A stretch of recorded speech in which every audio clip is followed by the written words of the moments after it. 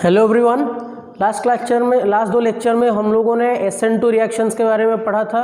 मैंने आप लोगों को SN2 रिएक्शंस के डिटेल्स और उसके फैक्टर्स क्या अफेक्ट करते हैं उसके बारे में मैंने बोला था, और मैंने आपको ये बोला था कि SN2 रिएक्शंस के एग्जांपल हम लोग SN1 रिएक्शन ख़त्म होने के बाद करेंगे, क्योंकि मैं चाहता हूँ SN1 और SN2 रिएक्शन दोनों एक साथ आप प्रैक्टिस करो, सो दैट आपके बीच में कन्फ्यूजन नहीं आएगा। और बार बार मैं बोल रहा हूँ आप लोगों की आप एक बार जाके E1 और E2 रिएक्शंस को एक बार अच्छे से देख लो, क्योंकि SN1 ख़त्म होते ही हम लोग E1 E2 स्टार्ट करेंगे, तो वो क्लास में रिवीजन टाइप लूँगा। सो इसीलिए it's better that you should check that video E1 reaction and E2 reactions. तो बच्चों हम लोगों का SN2 रिएक्शन ख़त्म हुआ था। SN2 रिएक्शन में हम लोगों ने पढ़ा था कि सबस्ट्रेट को न्यूक्लियोफाइल बैक साइड से अटैक करता है, सॉल्वेंट का क्या इफेक्ट रहता है और उसका स्टीरियोकेमिस्ट्री कैसा रहता है। तो आज हम लोग पढ़ेंगे SN1 reactions. SN1 reaction is very important reaction, क्योंकि जो स्टीरियोकेमिस्ट्री था SN2 रिएक्शन का, उसमें हम लोग देख रहे थे कि इन्वर्शन ऑफ कॉन्फ़िगरेशन हो रहा था, और मैंने आप लोगों को बताया हुआ था that how olden inversion works, और आपने वो एनिमेशन वीडियो देखा होगा। I hope you must have like that video. तो SN1 रिएक्शन में क्या होता है, SN1 रिएक्शन का ऑर्डर SN2 रिएक्शन से अलग होता है, जो कि मैंने आप लोगों को पहले ही बताया हुआ था। तो SN1 रिएक्शन में बच्चों जो इम्पोर्टेंट है स्टीरियोकेमिस्ट्री का, वो ये होता है कि इसमें जैसे सिर्फ इन्वर्शन नहीं होता है, इसमें इन्वर्शन रिटेंशन दोनों होता है। तो ये सब सीखेंगे हम लोग आगे के क्लासेस में। तो आज पढ़ेंगे SN1 रिएक्शन। जैसे कि SN1 रिएक्शन का फुल फॉर्म अगर देखेंगे, सब्स्टिट्यूशन न्यूक्लियोफिलिक यूनिमोलिकुलर। जैसे SN2 का था सब्स्टिट्यूशन न्यूक्लियोफिलिक बाईमोलिकुलर, तो इसका है यूनिमोलिकुलर। तो यूनिमोलिकुलरिटी से आपको पता चल रहा होगा कि जो रेट कांस्टेंट होगा, वो रेट ऑर्डर होगा, वो 1 ही होगा। या आपको इसी से पता चल रहा होगा क्योंकि हम लोग ऑलरेडी केमिकल काइनेटिक्स खत्म हो चुके हैं। तो SN1 रिएक्शन में नॉर्मली होता क्या है, जैसे कि SN2 रिएक्शन के लिए हम लोग 1 डिग्री अल्किल हैलाइड ले रहे थे, तो यहाँ पे क्या लेंगे हम लोग, ऐसे ही यहाँ पे जैसे सब्स्टिट्यूशन रिएक्शन हो रहा है, all things will be almost same regarding nucleophile और एनीथिंग एल्स। कुछ फैक्टर सेम रहेंगे, लेकिन मोस्ट फैक्टर्स क्या होंगे, चेंज होंगे। जैसे कि अगर नॉर्मल एक जनरलाइज लाइन में लिखूँ, substrate plus nucleophile give rise to desired product plus leaving group, तो वैसे ही यहाँ पे लिविंग ग्रुप होगा। लेकिन यहाँ पे थोड़ा चेंजेस क्या होगा, वहाँ पे हम लोग स्ट्रॉन्ग न्यूक्लियोफाइल ले रहे थे, क्योंकि स्ट्रॉन्ग न्यूक्लियोफाइल आएगा तभी स्ट्रॉन्ग न्यूक्लियोफाइल आके लिविंग ग्रुप को निकाल देगा। लेकिन यहाँ पे ऐसा नहीं होता। यहाँ पे क्या फैक्टर्स चल रहे हैं कि अगर मैं बोलूँगा एक एग्जाम्पल, टर्शियरी ब्यूटाइल ब्रोमाइड ले रहे हैं हम लोग, ठीक है। तो CH3C और यहाँ पे ब्रोमीन। इसको अगर मैं बर्निंग मिथानॉल, बॉइलिंग मिथानॉल में डालूं,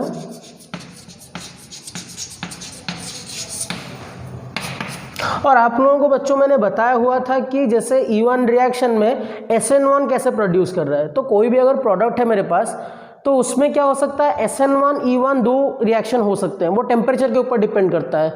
साइमल्टेनियसली ये सबस्ट्रेट के ऊपर मैं चाहूँ तो SN1 भी करवा सकता हूँ, E1 भी करवा सकता हूँ। So that is an important factor, इसको थोड़ा याद रखना और यहाँ से केयरफुली चीज़ों को सुनते जाना। इसको मैं अगर मिथानॉल में डालता हूँ, तो यहाँ पे क्या होगा, यहाँ पे जो प्रोडक्ट आएगा पहले बोल देता हूँ, फिर इसके बाद लिखते हैं हम लोग। यहाँ पे CH3, ये होगा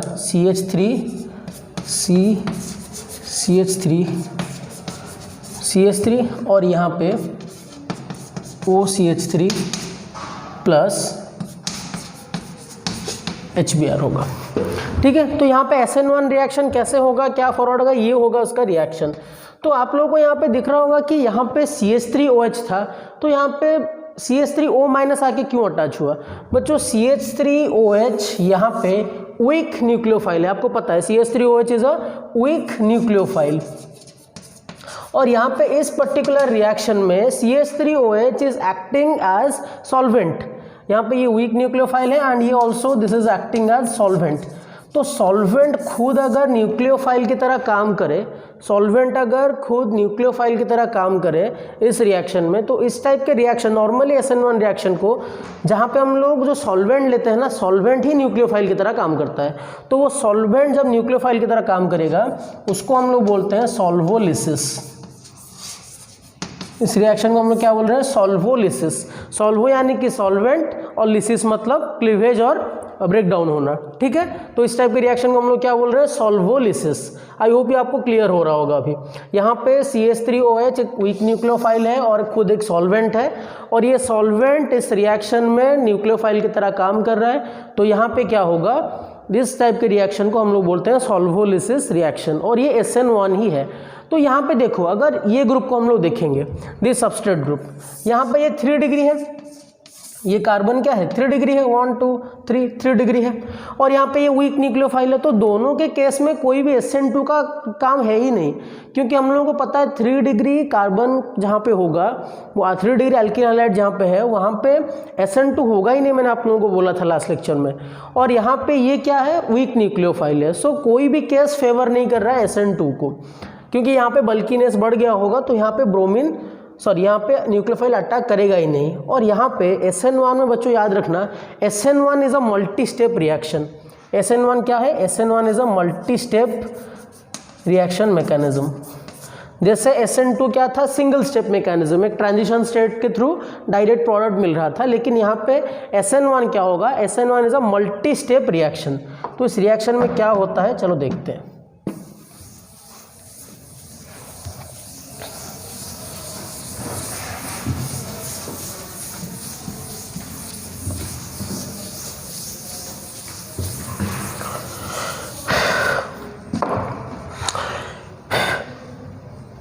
तो in SN1 reaction the step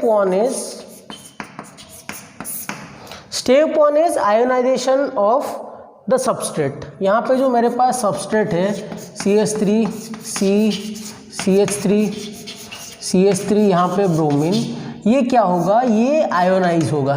this will ionise होकर क्या बनेगा? ये कार्बोकैटायन बनेगा, क्योंकि यहाँ पे देखो न्यूक्लियोफाइल अटैक करने के लिए कोई जगह बचा ही नहीं है। तो ये क्या करेगा? सबस्ट्रेट खुद के लिए जगह क्रिएट करेगा, सो दैट क्या होगा? That nucleophile attack is possible. तो CH3 यहाँ पे CH3 और यहाँ पे प्लस कार्बोकैटायन बन गया, और यहाँ पे ब्रोमीन माइनस, ये क्या बन गया? This is the formation of carbocation. ये कौन सा स्टेप है? Formation of carbocation, and this is the slowest step.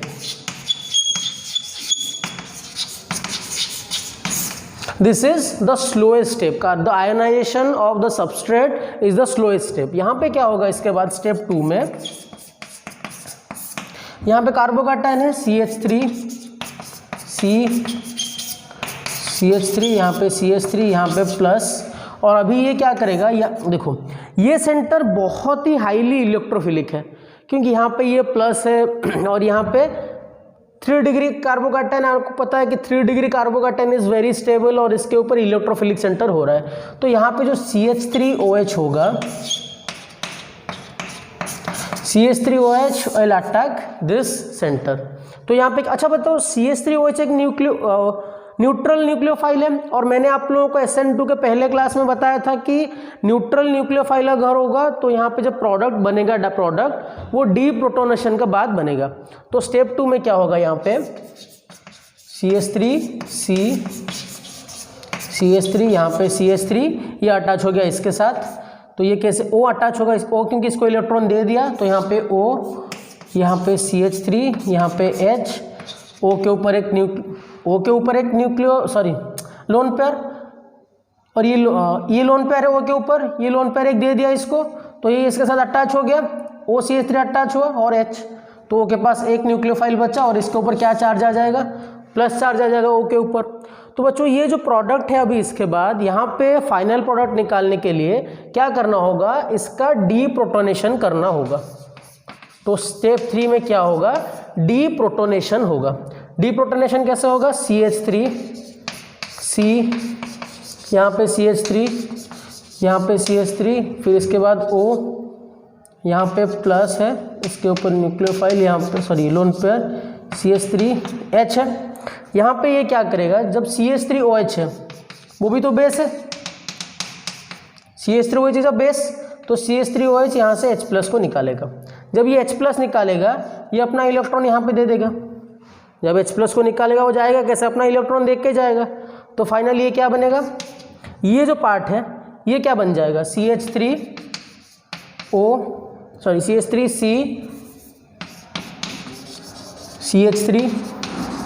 और यहाँ पे CH3 और यहाँ पे क्या बन गया CH3। अब ये प्रोडक्ट क्या बन गया, CH3OH2+ क्या बन गया, ये तो ये वाला प्रोडक्ट है CH3OH और H+ यहाँ से अगर निकालेगा तो ये वाला प्रोडक्ट क्या बनेगा, CH3OH, इसके ऊपर H, यहाँ पे प्लस CH3OH2+। अब वापस से CH3OH+ है यहाँ पे, और देखो पहले स्टेप में क्या बना हुआ है, ब्रोमीन माइनस, तो CH3OH+ से ये H+ निकलेगा, H+ ब्रोमीन माइनस को अटैक करेगा, तो क्या बचेगा फाइनल स्टेप में, तो इसके बाद बचेगा CH3OH और HBr। कोई अगर पूछा कि HBr कैसे प्रोड्यूस हुआ तो ऐसे प्रोड्यूस होगा, यहाँ से ये H+ निकलेगा और ये ब्रोमीन माइनस के साथ अटैक करके HBr फॉर्मेशन करेगा। अच्छा, और एक बात आप लोगों को बताना है बच्चों, इंपॉर्टेंट है, जैसे कि अभी का लेक्चर जो मैं ले रहा हूँ that is both applicable for JEE and NEET, तो बहुत सारे ऐसे मतलब क्वेश्चंस अराइज होंगे that why NEET students should really know this mechanisms and all. लेकिन बच्चों आप लोगों के लिए इम्पोर्टेंट है, क्योंकि अगर मैं खुद के एक्सपीरियंस से बोलूँ, क्योंकि I have cracked both JEE and NEET exams, तो उसके पॉइंट ऑफ व्यू से मैं बोलूँ, जब मैं JEE के लिए प्रिपेयर कर रहा था so it was very easy for me to attempt the NEET questions, क्योंकि मैं JEE के लेवल पे प्रिपरेशन कर रहा था। तो जो नीट के बच्चे हैं मैं उन लोगों को बोलूँगा आप JEE एडवांस लेवल की प्रिपरेशन मत करो, लेकिन आप JEE मेन के जो क्वेश्चन लेवल है ना उसको अगर एक बार आप लोग प्रिपेयर कर लिए तो आप लोगों के लिए नीट का क्वेश्चन बहुत ईजी लगेगा। और स्पेशली आगे चल के अभी एम्स तो जुड़ गया है एग्ज़ाम में, तो अगर एम्स का एडमिशन जुड़ गया है नीट के साथ तो ऑब्वियसली क्वेश्चन लेवल तो थोड़ा हाई आने का हम लोग एक्सपेक्ट कर रहे हैं। तो इसीलिए it is better for your understanding. मैं आप लोगों को ये नहीं बोल रहा हूँ कि मैकेनिज्म याद रखो, अभी जैसे कि SN1 का मैकेनिज्म मैं आप लोगों को क्यों बता रहा हूँ, क्योंकि इट इज़ इम्पोर्टेंट। अगर हम लोग ये मैकेनिज्म देखते हैं तो आप लोगों को आइडिया है कि एक्चुअली रिएक्शन हो क्या रहा है। तो अगर मैं आप लोगों को ऐसे डायरेक्टली बोल दूंगा इसको ब्रोमीन को हटा दो और वहाँ पे OCH3 लगा दो, तो ये कुछ समझ में नहीं आएगा आप लोगों को, क्योंकि अगर कॉन्सेप्चुअल बेस्ड क्वेश्चन आ गया तो वहाँ पे आप फंस जाओगे। और एम्स हमेशा यही टारगेट करता है, it attacks on the conceptual based question, और JEE मेन और JEE एडवांस में तो कॉन्सेप्ट्स के ऊपर क्वेश्चन आते ही आते हैं। सो ये तो JEE मेंस और एडवांस स्टूडेंट्स के लिए बहुत इंपॉर्टेंट है। लेकिन जो नीट के स्टूडेंट्स हैं मैं उन लोगों को ये बोलूँगा आप मैकेनिज्म ज़्यादा याद मत रखो, लेकिन उसको अच्छे से समझ लो। मैकेनिज्म याद रखने के लिए नहीं होता, आप एक बार समझने के लिए, एक बार आप लोग खुद से उसको 2-3 बार बनाओगे ना तो आपको इजीली समझ में आ जाएगा। और कोई भी क्वेश्चन देखोगे आप लोग तो उस क्वेश्चन में आपको आइडिया आ जाएगा कि हाँ ये मैकेनिज्म ऐसे होने वाला है। आपके दिमाग में चलेगा कि अरे यार ये रिएक्शन कुछ ऐसे हो रहा है तो यहाँ पे ये तो कार्बोकैटायन बनेगा, तो उसी रिएक्शन मैकेनिज्म का आपको दिमाग में चला के वो आंसर निकालना है। आप ऐसे रट्टा मार के याद नहीं रख सकते कि मैं यहाँ पे ऐसा एक लगाया हूँ प्रोडक्ट, यहाँ पे इसको हटा दो, इसको ला के यहाँ, नहीं, ऐसा नहीं होता। ये रिएक्शन मैकेनिज्म माइंड में चलता है कि यहाँ पे प्लस आएगा फिर कौन सा प्रोडक्ट आएगा, तो that is for that purpose reaction mechanism is important. तो इसलिए मैं ये बोलूँगा कि रिएक्शन मैकेनिज्म याद मत रखो, लेकिन ट्राई करो समझने के लिए कि कॉन्सेप्ट क्या हो रहा है। और जितना डिटेल्स अगर आपको मिल रहा है तो अच्छा ही है ना, अगर आपको अच्छा डिटेल्स मैकेनिज्म बता रहा हूँ मैं। नहीं तो रिएक्शन प्रिपरेशन का मैंने ऑलमोस्ट 3-4 लेक्चर लिया है, मैंने प्रिपरेशन का लेक्चर ऑलमोस्ट 2 लेक्चर में भी ख़त्म कर देता है। पूरा हल अल्केन ना, पूरा हल अल्केन 3 क्लास में ख़त्म हो जाएगा। लेकिन if I are getting the details be assured that कि आप लोगों को पूरा सारी चीज़ अच्छे से याद हो जाए, क्योंकि अभी नीट का एग्ज़ाम भी बहुत हार्ड होने वाला है केमिस्ट्री का क्वेश्चन, तो इसीलिए बी प्रिपेयर्ड फॉर दैट। तो आई होप ये आपको समझ में आ गया होगा। The first step is the slowest step. So slowest step is always the rate determining step, मैंने आप लोगों को बताया हुआ था। Slowest step is the rate determining step. और जो बच्चों ये 2 स्टेप होगा ना, ये बहुत फास्ट होगा दोनों। आप लोग एक केस को इमेजिन करो, मान लो मेरे पास एक बॉल है, ठीक है, ऐसा एक बॉल है मेरे पास, ऐसा एक बॉल है, फिर नीचे ऐसा एक बॉल है,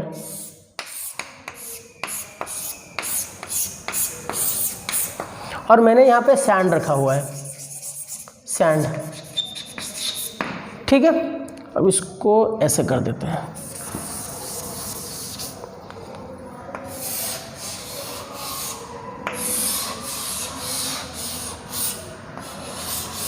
देखो अगर मैं यहाँ पे बोलूँगा कि मेरे पास ये सैंड भरा हुआ है यहाँ पे और मुझे यहाँ पे सैंड कलेक्ट करना है, तो जब यहाँ से नैरो ओपनिंग से सैंड आएगा तो ये तो बहुत स्लो होगा, सबसे स्लो होगा, क्योंकि यहाँ पे बहुत सारा सैंड होगा। और यहाँ से जब धीरे धीरे होगा, ये क्या होगा, सबसे स्लोएस्ट स्टेप होगा। तो यहाँ पे कितना गैदर हो रहा है ये इसके आने के ऊपर डिपेंड करता है, स्लोएस्ट स्टेप के ऊपर। अब देख लो बच्चों, जब यहाँ से सैंड एक बार आ गया, यहाँ पे पहुँच गया ये स्ट्रेट लाइन में, तो जब यहाँ पे पहुँच गया तो यहाँ से यहाँ तो बहुत फास्ट आएगा। सबसे स्लो स्टेप क्या है, यहाँ से इजेक्ट होना। तो यहाँ से सैंड जब निकलता है ये सबसे स्लो स्टेप है। जब ये एक बार निकल गया सैंड यहाँ से, तो यहाँ से यहाँ तक जब वो आएगा it will be very fast as compare to this one. तो ये सबसे स्लो स्टेप है और ये सब स्टेप्स क्या होते हैं, फास्ट होते हैं। इसको आप लोग SN1 मैकेनिज्म के साथ कंपैरिजन करो, क्योंकि जो पहला स्टेप है ionisation process, that is the slowest process, and after that जो स्टेप्स होता है दैट इज क्वाइट फास्ट, ये बहुत फास्ट होता है। सो इसलिए बोलते हैं कि the first step is always the slowest step, और उसके बाद जो स्टेप्स होगा that will be the fastest step. और यहाँ पे हम लोग ये बोल सकते हैं कि जो यहाँ पे स्लोएस्ट स्टेप हो रहा है ना बच्चों, हमेशा याद रखना, ये first step ionisation step is highly endothermic, highly endothermic, ये बहुत एंडोथर्मिक होता है। और बाकी जो स्टेप्स है ना ये क्या होते हैं, एक्सोथर्मिक एंड वेरी फास्ट,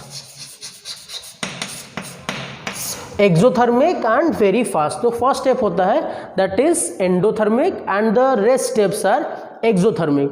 तो बच्चों आप लोगों को मैं एक होमवर्क दे रहा हूँ, मैं तो रिएक्शन आप लोग एक काम करो, वीडियो को पॉज करो और वीडियो पॉज करके एक बार इसका एनर्जी काइनेटिक्स बनाओ। रिएक्शन कोऑर्डिनेट लो और रिएक्शन कोऑर्डिनेट लेके आप लोग एनर्जी बनाओ, रिएक्शन कोऑर्डिनेट 2 ग्राफ लो और उसमें इसको प्लॉट करो। देखते हैं कि आप लोग कितना बना पाते हो, ठीक है। और मैं उसको भी बताऊंगा थोड़ी देर में, तो वीडियो को पॉज करके आप एक बार ट्राई करो। और एक बात बच्चों, अभी जब ट्राई कर रहे होंगे तो मैं आपको बोलूँगा कि SN2 में एक ट्रू इंटरमीडिएट नहीं था, लेकिन SN1 में there is a presence of true intermediate which is a carbocation. This carbocation is a true intermediate, क्योंकि यहाँ पे पहले स्टेप में ये फॉर्मेशन हुआ एंड उसी को हम लोग यूज कर रहे हैं for step 2 and step 3 which is a carbocation. True intermediate is carbocation. लेकिन SN2 में क्या हो रहा था, SN2 में एक ट्रांजिशन स्टेट क्रिएट हो रहा था और उस ट्रांजिशन स्टेट के बाद आपको प्रोडक्ट मिल रहा था। लेकिन यहाँ पे there is a presence of true intermediate, मतलब ये जब होगा थोड़ा ट्रांजिशन स्टेट होगा, फिर ये फॉर्मेशन हुआ होगा, फिर इससे क्या होगा, ट्रांजिशन स्टेट होके ये फॉर्मेशन हुआ होगा। So this is quite fast, जो स्टेप 2 और स्टेप 3 होते हैं, दिस इज क्वाइट फास्ट। और मैंने आप लोगों को बताया हुआ था कि जब न्यूट्रल न्यूक्लियोफाइल होता है that deprotonates to form the final product. Okay, तो वो एनर्जी डायग्राम, एनर्जी को आपने वो एनर्जी कोऑर्डिनेट को बनाया होगा, तो इस एनर्जी कोऑर्डिनेट में आप लोगों को भी दिख रहा होगा कि कौन सी जगह पे क्या पुट करना है। तो बच्चों फर्स्ट स्टेप क्या था, जो हम लोग के पास सबस्ट्रेट था CH3 यहाँ पे CH3 और यहाँ पे ब्रोमीन, ये था रिएक्टेंट हम लोगों के पास। तो रिएक्टेंट एक ट्रांजिशन स्टेट में पहुंचा, तो ये क्या है, transition state number 1। Transition state में जाके ये क्या फॉर्मेशन किया, इंटरमीडिएट। इंटरमीडिएट क्या होगा बच्चों, यहाँ पे CH3 और यहाँ पे प्लस। और इसके बाद जो ट्रांजिशन स्टेट 2 हुआ, ट्रांजिशन 2 स्टेप के बाद देखो, इसको चाहे तो तुम 2 स्टेप में डिवाइड कर सकते हो, ऐसे करके फिर ऐसे कर सकते हो, लेकिन मैं अभी 2 स्टेप में बता रहा हूँ कि अगर डायरेक्ट इससे बना तो फाइनल प्रोडक्ट क्या बनेगा, CH3 यहाँ पे CH3 और यहाँ पे OCH3। तो ये क्या हो गया, this is the true intermediate. यहाँ पे 2 ट्रांजिशन स्टेट है। हाँ, अगर कोई ऐसा बनाएगा कोऑर्डिनेट को, मैं बोलूँगा कि ऐसे कोई किया ट्रू इंटरमीडिएट, फिर ऐसे भी आप लोगों ने किया होगा तो तब भी चलेगा रिएक्शन, कोई प्रॉब्लम नहीं है। क्योंकि देखो ये स्टेप ना, ये स्टेप एंडोथर्मिक है, लेकिन यहाँ पे जो रिएक्टेंट इंटरमीडिएट और यहाँ पे प्रोडक्ट बना, ये क्या है, इससे ये कम है, एक्सोथर्मिक है, इससे ये कम है, एक्सोथर्मिक है, highly exothermic, and that will be quite fast. इसका जो EA होगा ना बहुत कम होगा, लेकिन जो पहले वाले का होगा वो थोड़ा स्लो स्टेप होगा। तो this is the slow step and rate determining step. तो इसका अगर हम लोग रेट लिखेंगे तो we can write that rate depends upon the substrate CH3, ऐसे लिख लेते हैं CH3 CBr, इसके ऊपर डिपेंड करता है। So this SN1 reaction is first order reaction, first order reaction.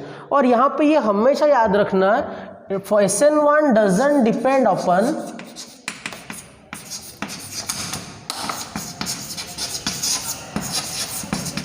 The concentration of nucleophile,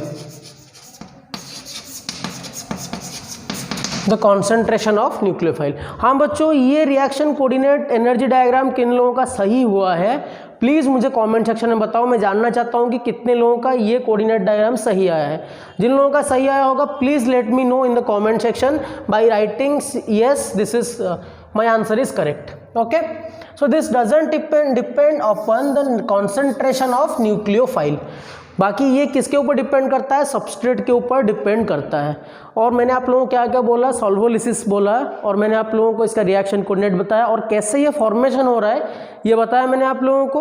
और SN1 में स्टेरियोकेमिस्ट्री कैसे होगा ये तो आगे के क्लास में देखेंगे हम लोग, उसका फैक्टर्स और स्टेरियोकेमिस्ट्री इसके अगले वाले क्लास में देखेंगे। लेकिन इससे पहले मैं आपको एक सबस्ट्रेट का ऑर्डर बता देता हूँ, क्योंकि SN2 के बारे में हम लोगों ने पढ़ा हुआ था। SN2 में हम लोगों ने देखा हुआ था that 1 degree greater than 2 degree greater then 3 degree. लेकिन यहाँ पे क्या होगा, यहाँ पे जो सबस्ट्रेट का ऑर्डर होगा that will be completely depend upon the stability of carbocation. तो बच्चों जो कार्बोकैटायन है यहाँ पे, कार्बोकैटायन का स्टेबिलिटी ऑर्डर क्या होता है, 3 degree greater than 2 degree greater than 1 degree. ऐसा क्यों है, क्योंकि यहाँ पे जो ये प्लस है, this plus is stabilized by this electron donating groups which is inductive effect by sigma bond through sigma bond। आप लोगों ने GOC में पढ़ा होगा ये बात, through sigma bond ये क्या हो रहा है, due to inductive effect plus effect, क्योंकि उसके ऊपर प्लस है, प्लस को इलेक्ट्रॉन डोनेटिंग ग्रुप चाहिए। यहाँ पे अगर नेगेटिव होता इलेक्ट्रॉन विड्रॉइंग ग्रुप उसको ज़्यादा स्टेबल करता। याद है ना आपको ये बात, इंडक्टिव इफेक्ट में अगर ये प्लस है, इसको इलेक्ट्रॉन डोनेटिंग ग्रुप मिल रहा है तो ये स्टेबल हो रहा है। यहाँ पे अगर नेगेटिव होता इलेक्ट्रॉन विड्रॉइंग ग्रुप उसको स्टेबल करता। ठीक है, तो यहाँ पे डोनेटिंग ग्रुप ज़्यादा है, इलेक्ट्रॉन डोनेटिंग ग्रुप, तो इसलिए 3 degree greater than 2 degree greater than 1 degree. यहाँ पे 2 फैक्टर है, यहाँ पे क्वेश्चन पूछा जा सकता है आप लोगों को, अगर कोई कॉन्सेप्ट बेस्ड क्वेश्चन होगा तो यहाँ पे 2 फैक्टर लगते हैं। Those factors are inductive effect and hyperconjugation. Hyperconjugation से क्या होता है, जो वैकेंट p ऑर्बिटल ओवरलैपिंग के वजह से, वैसे तो वीक ओवरलैप होता है, वो weak overlap hyperconjugation effect, but due to hyperconjugation and specifically inductive effect 3 degree greater than 2 degree greater than 1 degree. अगर आप लोगों को इंडक्टिव इफेक्ट और हाइपर कॉन्जुगेशन याद नहीं आ रहा है तो प्लीज़ आप लोग एक बार जाके बुक से उसको देखो, नहीं तो कमेंट सेक्शन में मुझे बताओ, नेक्स्ट क्लास में उसके ऊपर थोड़ा थोड़ा बता दूंगा मैं। सो 3 degree greater than 2 degree greater than 1 degree, इसको याद रखना है। किसका ऑर्डर है ये, SN2 का ऑर्डर फॉर सबस्ट्रेट, SN2 का ऑर्डर फॉर सबस्ट्रेट, लेकिन सॉरी SN1 का ऑर्डर फॉर सबस्ट्रेट। SN2 में क्या था बच्चों, 1 degree greater than 2 degree greater then 3 degree. तो जब भी 2 डिग्री का क्वेश्चन आएगा ना, वहाँ पे थोड़ा सा कन्फ्यूजन होगा कि यहाँ पे मुझे SN1 करना है कि SN2 करना है। तो बेसिकली आप लोग वो फैक्टर्स गिवन होगा, क्या फैक्टर्स हम लोग प्रोवाइड कर रहे हैं, so that we will do SN1 और SN2। ठीक है, तो जल्दी से इसका एक एग्जाम्पल देख लेते हैं और नेक्स्ट लेक्चर में मैं आप लोगों को इसके फैक्टर्स और इसके जो स्टेरियोकेमिस्ट्री है, स्टेरियोकेमिस्ट्री को बताऊंगा। अगर थोड़ा सा मैं हिंट्स दे के बोलूँगा यहाँ पे कि स्टेरियोकेमिस्ट्री में मज़ा क्यों आने वाला है, देखो बच्चों यहाँ पे जो कार्बोकैटायन है ना, कार्बोकैटायन में जो कार्बन है बीच में दैट इज sp2 हाइब्रिडाइज्ड। देखो कैसे हो रहा है, थोड़ा सा बता देता हूँ आपको ताकि आप लोग थोड़ा सा प्रिपेयर्ड रहो। यहाँ पे प्लस है, 3 सिग्मा बॉन्ड है, 3 सिग्मा बॉन्ड यानी कि क्या हो रहा है, sp2। sp2 हाइब्रिडाइज मतलब ये क्या है, एक प्लेन में है, ये CH3 CH3 और ये CH3, यहाँ पे कार्बन है मान लो, यहाँ पे एक CH3, यहाँ पे एक CH3 और यहाँ पे एक CH3, तीनों एक ही प्लेन में है क्योंकि sp2 है, sp2 हाइब्रिडाइज है, एक ही प्लेन में है। तो यहाँ पे जो अगर एक ही प्लेन में होगा, ये कार्बन के पास ये कुछ इस तरह का होगा, यहाँ पे CH3 और यहाँ पे CH3, यहाँ पे C है ना, और यहाँ पे CH3 होगा एक ही प्लेन में, और ये यहाँ पे वैकेंट होगा, ये प्लस जो है कार्बन के पास ये वैकेंट होगा। ये CH3 मान लो ये ग्रीन बोर्ड के प्लेन में है और ये दोनों वैकेंट होंगे। तो जब भी न्यूक्लियोफाइल अटैक करेगा कहीं पे, तो न्यूक्लियोफाइल या तो इस तरफ से अटैक कर सकता है या तो इस तरफ से अटैक कर सकता है। So this is going to be quite interesting, क्योंकि यहाँ पे रेसमाइजेशन रिएक्शन होगा और यहाँ पे इन्वर्शन डिटेंशन दोनों होगा। So this will be a very interesting factor जिसको हम लोग देखेंगे।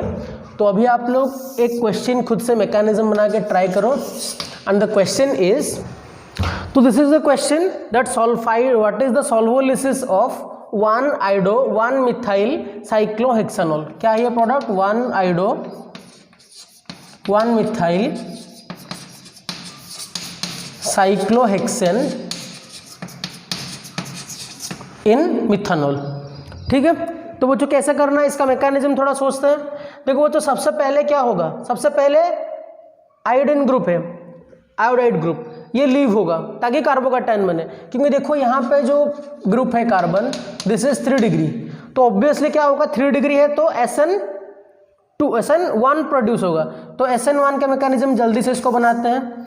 यहाँ पे ये CH3, यहाँ पे प्लस और यहाँ से निकल गया I-, this is the first step. अब सेकेंड स्टेप में क्या होगा, सेकेंड स्टेप में मिथानॉल है, CH3OH will now attack this centre.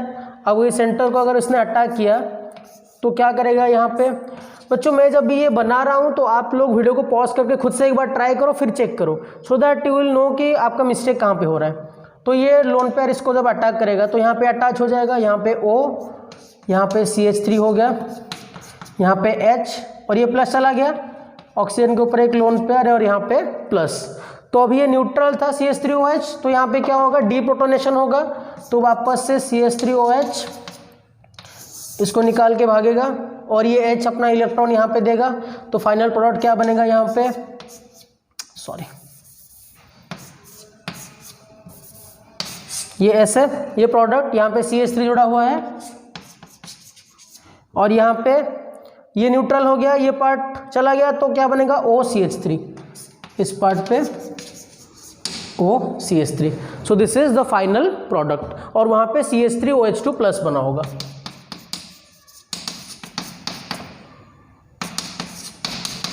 ये बना होगा।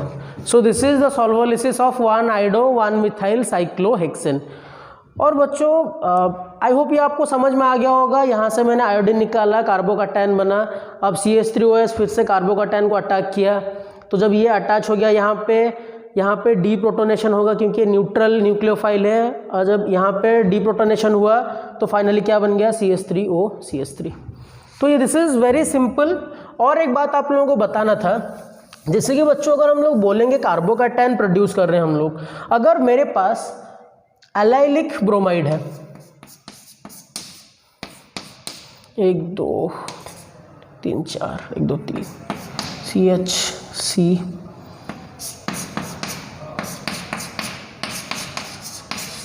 अगर मेरे पास ये है, ऐसा कुछ प्रोडक्ट है, ठीक है, CH3CH CHH ब्रोमीन, यहाँ पे से अगर प्रोड्यूस हुआ, तो यहाँ पे अगर हम लोग मान लो यहाँ पे और 1 2 प्रोडक्ट होता, 1 2 ग्रुप होता यहाँ पे चलो मान लो मैं CH3 लगा देता हूँ, 2 डिग्री बन गया अभी, ठीक है। तो यहाँ पे अगर ये ऐसा है प्रोडक्ट, तो यहाँ पे जो प्लस आएगा ना, तो ये देखो ये क्या है, कार्बन 2 डिग्री है और एलाइलिक है, तो यहाँ से जब ब्रोमीन माइनस निकलेगा तो ये कैसा बनेगा, CH2 CH C, यहाँ पे H CH3 और इसके ऊपर plus.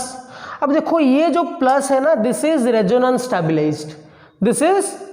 Stabilised, double bond pi sigma plus, conjugation में है तो इसका रेजोनेटिंग स्ट्रक्चर बनाओ। So this will be stabilised by resonance. तो यहाँ पे भी क्या हो सकता है बच्चों, यहाँ पे भी SN1 हो सकता है। जितने भी कार्बोकैटायन के रिलेटेड फैक्ट्स है ना, वो यहाँ पे SN2 में यूज़ होगा, SN1 में यूज़ होगा। लाइक SN1 में रीअरेंजमेंट होगा, मिथाइल शिफ्ट होगा, हाइड्राइड शिफ्ट होगा, और यहाँ पे ऐसे रेजोनेंस स्टेबिलाइज कार्बोकैटायन भी अच्छा काम करेंगे, कोई प्रॉब्लम नहीं है।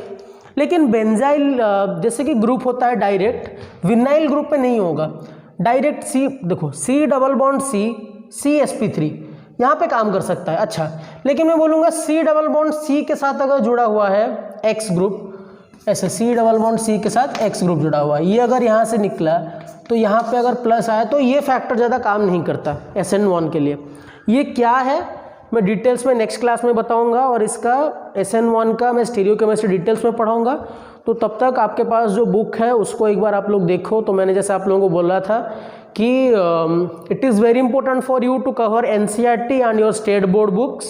सो उसको पहले ख़त्म करो, सो दैट आपके जब स्टेट बोर्ड्स के एग्ज़ाम होंगे या फिर CBSE का एग्ज़ाम होगा, आपको वो बुक से डर ना लगे, और आपके पास जो भी रेफरेंस बुक है उससे आप जितना पॉसिबल हो सके क्वेश्चन करो।